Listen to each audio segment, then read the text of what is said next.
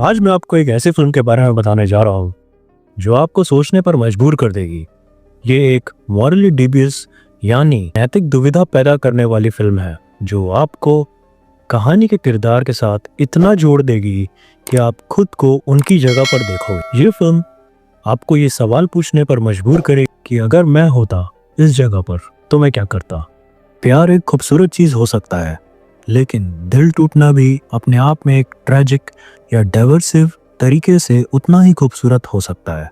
इसीलिए फिल्म के शुरुआत में हम एक लव स्टोरी देखते हैं जो अपने एंड के करीब है और समंदर के किनारे बारिश में डूबा हुआ डेविड मर्फी अकेला बैठा है और अपनी टूटी हुई शादी का मातम मना रहा है। दूसरी तरफ उसकी पत्नी डायना एक बस में बैठकर उसी जगह जा रही है जहां डेविड बैठा है।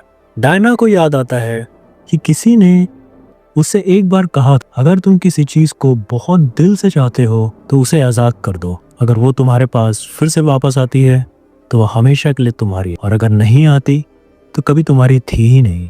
वो खुद से कहती है कि उसे पता है वो डेविड की थी और डेविड उसका है। उन दोनों की मुलाकात हाई स्कूल में हुई थी। डेविड सीनियर था और डायना फ्रेशमैन। जब डायना 19 की हुई तो डेविड ने पियर पर प्रपोज किया जहां वो अब बैठा है। उनके पेरेंट्स उनकी शादी के खिलाफ थे तो दोनों ने भागकर शादी कर ली। शादी के बाद उन्होंने एक सस्ता सा घर लिया। डेविड ने ग्रेजुएशन के बाद आर्किटेक्चर फर्म में जॉब पकड़ ली और अपने सपनों के घर का डिजाइन बनाने में जुट गया। डायना ने रियल एस्टेट में काम शुरू किया ताकि खर्चों में मदद हो सके। दोनों अमीर तो नहीं थे लेकिन खुश जरूर थे। उनके पास इतना वक्त था कि डेविड डायना को शहर की सैर कराते हुए आर्किटेक्चर की बारीकियां सिखाता। उनकी जिंदगी आसान नहीं थी लेकिन प्यार ने सब कुछ सिंपल बना दिया था। पर कहते हैं ना, सिर्फ प्यार से पेट नहीं भरता। धीरे धीरे चीजें बदलने लगी। उन्होंने अपनी पूरी सेविंग्स एक बीच फ्रंट प्रॉपर्टी पर लगा दी जहां डेविड अपने सपनों का घर बनाना चाहता था। पर तभी 90s की आर्थिक मंदी आ गई। डायना को घर बेचने का काम मिलना बंद हो गया और डेविड की जॉब चली गई। अब उनको अपने सेंटा मोनिका के लैंड को बचाने के लिए $50,000 की जरूरत थी। वे दोनों अपने पैसे बचाने की कोशिश करते हैं लेकिन कोई सोल्यूशन नहीं मिल पाता। तब डेविड अपने डैड के पास जाता है और $5,000 का उधार मांगता है, लेकिन अभी भी उन्हें $45,000 की जरूरत थी। एक रात डायना स्ट्रेस में सपने में बड़बड़ाती हुई नजर आती है और डेविड जो पूरी रात जागता है वो पूरी रात सोचता है। अगले दिन वो डायना को उठाता है और दोनों लॉस वेगस के कसीनो की तरफ निकल पड़ते हैं। वहाँ अपनी किस्मत आजमाने के लिए जुआ खेलना शुरू करते हैं। पहले तो उनका लक उनका साथ देता है, वो जीत पर जीत हासिल करते हैं। डेविड ने क्रैप्स नाम की एक गेम में काफी पैसा जीत लिया था। वहीं डायना शॉपिंग लॉन्ज में घूम रही थी और तब उनकी नजर एक अमीर शख्स जॉन गेज पर पड़ी जिसने उसे नोटिस किया। तुरंत ही गेज पर डायना की खूबसूरती का जादू छा जाता है। उनकी नजरें बस कुछ पल के लिए मिलती हैं लेकिन इतना ही काफी होता है। गेज डायना के पीछे पीछे शॉप के अंदर चला आता है। डायना को लग्जरी चीजें देखना पसंद है और उसकी नजर एक एलिगेंट ब्लैक ड्रेस पर टिकती है। डायना ड्रेस को अपने ऊपर डालकर शीशे में खुद को निहारती है। तभी गेज उसके पीछे से बोलता है, जबकि डायना को अंदाजा भी नहीं था कि वो उसे देख रहा है। गेज डायना को वो ड्रेस खरीद कर देने का ऑफर करता है। साफ साफ दिखता है कि वो डायना की तरफ अट्रैक्टेड है, लेकिन डायना उसे मना कर देती है और कहती है कि ड्रेस सेल पर है। ये पूरा एक्सचेंज डायना को अनकंफर्टेबल कर देता है और वो वहां से चली जाती है। डायना को लगता है कि गेज ऐसा आदमी है जो हर चीज खरीद सकता है। गेज का ये माइंडसेट डायना और डेविड के सच्चे प्यार के बिल्कुल उलट है। गेज के लिए हर चीज एक जीत है, चाहे बिजनेस हो या प्यार, सब कुछ पैसे से सॉल्व किया जा सकता है। डायना वापस डेविड के पास लौटती है जो अपने जीते हुए पैसे गिनने में बिजी होता है। रात को दोनों मिलकर अपनी विनिंग्स काउंट करते हैं जो करीब $25,000 होते हैं। खुशी से झूमते हुए ये कपल अपनी जीत का जश्न मनाता है। डेविड नोट्स को डायना पर फेंकता है और डायना बेड पर लेटी हुई उन नोट्स में रोल करती है। इस सेलिब्रेशन के दौरान दोनों अपने प्यार को महसूस करते हैं उस बेड पर जो अब डॉलर बिल से भरा हुआ होता है। लेकिन अगली रात उनकी किस्मत उनका साथ नहीं देती। रात खत्म होते होते उनके पास पहले से भी कम पैसे बचे थे। थक हार कर दोनों कसीनो के डाइनर पे बैठते हैं। अब उनके पास सिर्फ $4,100 थे और वो कंफ्यूज थे कि आगे खेलना चाहिए या नहीं। डिसीजन लेने के लिए दोनों कॉइन टॉस करते हैं, लेकिन मन ही मन वो दोनों जानते थे कि वो फिर से खेलना चाहते हैं और ज्यादा वक्त नहीं लगता वो अपने सारे पैसे गवा देते हैं अपनी लापरवाही और किस्मत के चलते। लाइफ का अपना तरीका होता है आइडियलिस्टिक सोच वाले लोगों को सबक सिखाने का। जब इंसान खुद को अजय समझने लगता है तो जिंदगी उसे सही रास्ता दिखा देती है। ये पहली बार था जब डेविड और डायना ने अपने आइडियल्स को नाकाम होते देखा। उन्हें शायद इस बात का एहसास नहीं था, लेकिन ये छोटी सी हार उनके दिमाग में बड़े बदलाव लाने वाली। कसीनो से बाहर निकलते वक्त उनकी नजर एक टेबल पर मचे शोर पर जाती है। वहाँ बिलियनियर जॉन गेज पोकर खेल रहा होता है। उसके पास गोल्डन पोकर चिप्स थी जिनमें हर चिप की कीमत $10,000 थी। गेज कई गेम हार चुका था, लेकिन जैसे ही उसकी नजर भीड़ में खड़ी डायना पर पड़ती है वो अपना पहला गेम जीत जाता है। गेज को लगता है कि डायना उसकी गुड लक चार्म है। वो डायना और डेविड के पास आता है और डेविड से पूछता है कि क्या वो डायना को अपने गेम के लिए इस्तेमाल कर सकता है। डेविड थोड़ा झिझकता है, लेकिन फिर डायना को एक्सचेंज करता है, ये सोचकर कि इसमें कोई नुकसान नहीं होगा। डेविड का कैजुअल एटीट्यूड यहाँ भी दिखता है। वो गेज के ऑफर को बस एक मासूम सा जेस्चर मानता है। डायना डिसाइड करती है कि वो गेज की मदद करेगी और थोड़ी क्लमजी तरीके से उसके गेम में हेल्प करती है। और एक गेम हारने के बाद गेज डायना से पूछता है कि वो किस गेम में अच्छी है। डायना कह देती है कि उसे डाइस खेलना आता है। ये सुनकर गेज अपने असिस्टेंट से सिर्फ एक शब्द कहता है, 1। असिस्टेंट फटाफट एक्शन में आता है और $1 मिलियन का चेक अरेंज करता है। कसीनो उस चेक को कंफर्म करता है और एक ग्लास बॉक्स तैयार किया जाता है जिसमें गोल्डन पोकर चिप्स रखे होते हैं जो पूरे $1 मिलियन के होते हैं।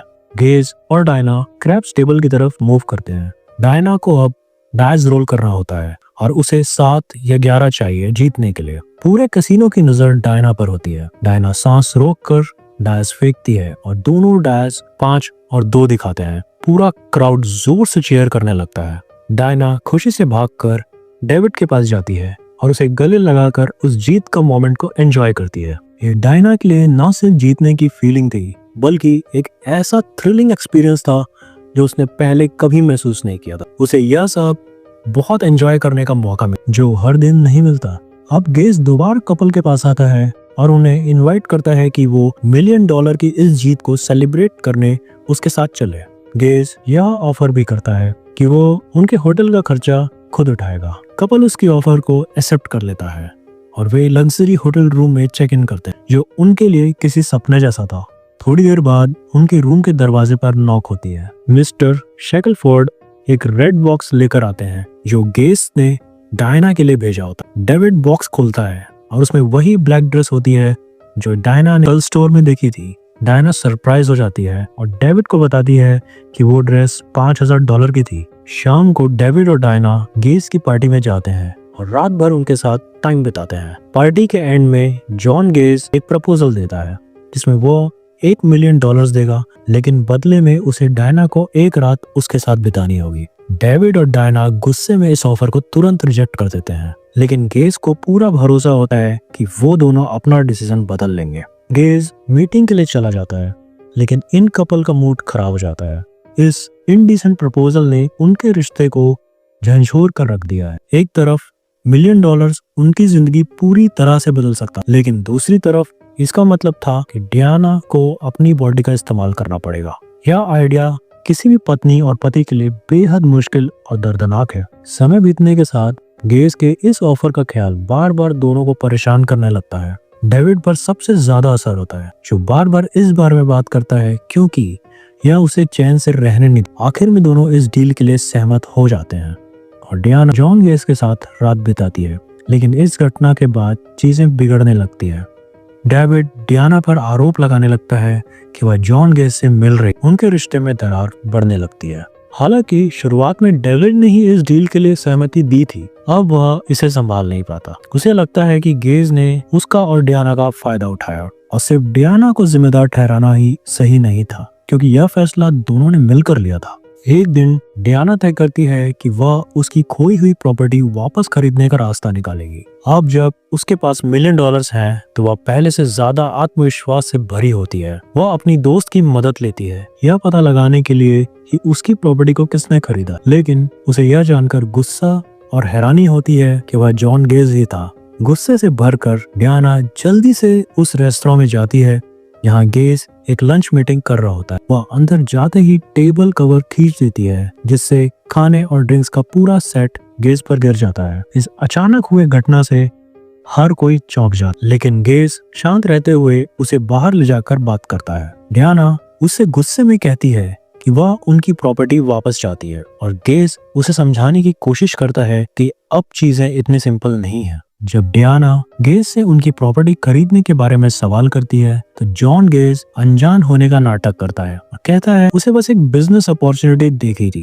गेज डियाना पर थोड़ा प्रेशर डालने की कोशिश करता है, लेकिन डियाना उसे ठुकरा देती है और गुस्से में वहां से चली जाती है। गेज का मकसद सिर्फ कसीनो तक ही सीमित नहीं था। गेज जैसे स्लीजी लोगों की समस्या ये होती है कि उनके पास बहुत सारा पैसा होता है लेकिन बहुत कम इंसानियत। उसे फर्क नहीं पड़ता कि उसकी हरकतें किसी की लाइफ को कैसे तबाह कर सकती हैं। उसके लिए लोग सिर्फ खिलौने हैं और अगर कोई उसकी मर्जी से नहीं झुकता तो वह उनके आसपास की चीजों को झुकाने की कोशिश करता है। कुछ हफ्तों तक मर्फी कपल अलग अलग रहते हैं। डेविड एक पुराने कॉटेज में रहता है और डियाना अपने काम में बिजी रहने की कोशिश करती है, लेकिन दोनों ही एक दूसरे के बिना खोए खोए महसूस करते हैं। एक दिन डियाना के बॉस उसे खुशी खुशी बताता है कि मंदी खत्म हो गई है और एक अमीर बिलियनर ने उनके साथ एक घर खरीदने के लिए संपर्क किया है। डियाना को गुस्सा आता है जब उसे पता चलता है कि वह शख्स और कोई नहीं बल्कि जॉन गेज ही है। डियाना गुस्से में उसकी मदद करने से मना कर देती है, लेकिन उसका बॉस साफ साफ धमकी देता है कि अगर उसने मदद नहीं की तो उसे नौकरी से निकाल दिया जाए। मजबूरी में डियाना और गेज एक घर खरीदने का नाटक करने लगते हैं। पूरे दिन गेज बार बार डियाना को प्रपोज करता है, लेकिन वह हर बार उसे ठुकरा देती है। दिन के आखिर में वह एक बड़े घर के पास जाते हैं जो पहले से ही बेचा जा चुका है। डियाना को यह समझते देर नहीं लगती ये वही घर है जो गेज ने खरीदा था। दिन भर के नाटक के बावजूद डियाना के इनकार करने के रवैये में कोई बदलाव नहीं आता। गेज की बार बार कोशिशों और चेष्टाओं के बावजूद डियाना झुकने को तैयार नहीं है। यह साफ है कि पैसे से आप इंसानियत या शिष्टाचार नहीं खरीद सकते, लेकिन गेज इस प्रकार की सोच को नहीं मानता।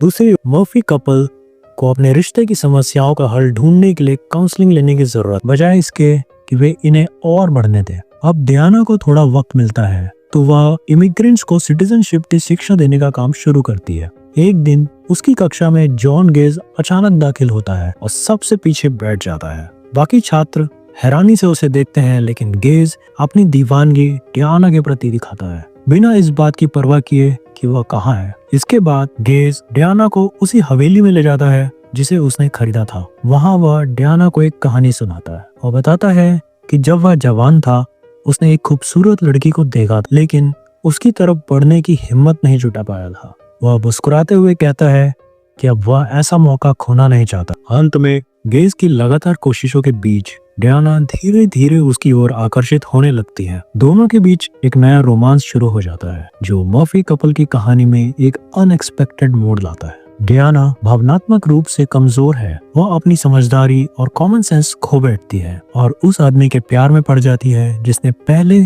उसकी जिंदगी को इस मुश्किल हालात में डाला था। इधर अब गेज को वह सब मिल चुका है जो वह चाहता था। ऐसा लगता है कि उसने साबित कर दिया कि वह प्यार खरीद सकता है। दूसरी तरफ डेविड और ज्यादा उदास हो जाता है जब वह डियाना की पुरानी बातों को याद करता है। आखिरकार वह डियाना को वापस पाने की कोशिश करता है। एक शाम डेविड गेज और डियाना का पीछा करता है जब वे एक होटल की ओर बढ़ रहे होते हैं। जैसे ही वे होटल के एंट्रेंस पर पहुंचते हैं, बारिश में भीगा हुआ डेविड वहां पहुंच जाता है। वो डियाना से बात करने की कोशिश करता है, लेकिन गेज से भिड़ने के बाद गुस्से में आकर उसे घूंसा मार देता है। गेज जमीन पर गिरकर बेहोश हो जाता है। अगले कुछ हफ्तों तक डेविड अपने जीवन को फिर से संवारने की कोशिश करता है। वह एक आर्किटेक्चर प्रोफेसर के पद के लिए आवेदन करता है। हालांकि यह काम उसकी काबिलियत से छोटा है, इसके बावजूद उसे इस काम में मजा आता है और वह अपने छात्रों को इंस्पायर करने में सफल रहता है। एक दिन जेरेमी उससे मिलने आता है और उसे बताता है कि डियाना तलाक चाहती है। इसके बाद डियाना और गेज एक जानवरों की नीलामी में होते हैं। गेज एक हिप्पोपोटामस के लिए बोली लगा रहा होता है, लेकिन तभी डेविड वहां पहुंचता है। चौंकाने वाली बात यह है कि डेविड उस हिप्पो को $1 मिलियन में खरीदने की पेशकश करता है। डेविड यह दिखाता है कि उसे पैसों की कोई परवाह नहीं है अगर डियाना उसके साथ नहीं है। यह कदम गेज को उसकी असली जगह याद दिलाता है। डेविड डियाना के पास जाकर उसे एक और मौका देता है ताकि वे दोनों अपनी बातें सुलझा सकें। डेविड अपने पिछले बर्ताव के लिए माफी मांगता है और समझाता है कि उसने ऐसा क्यों किया। अब उसे ये समझ आ गया है कि गेज के पास सिर्फ पैसों की ताकत है और कुछ नहीं है। ये बातें कहते हुए डेविड तलाक के पेपर्स पर साइन करता है और वहां से चला जाता है।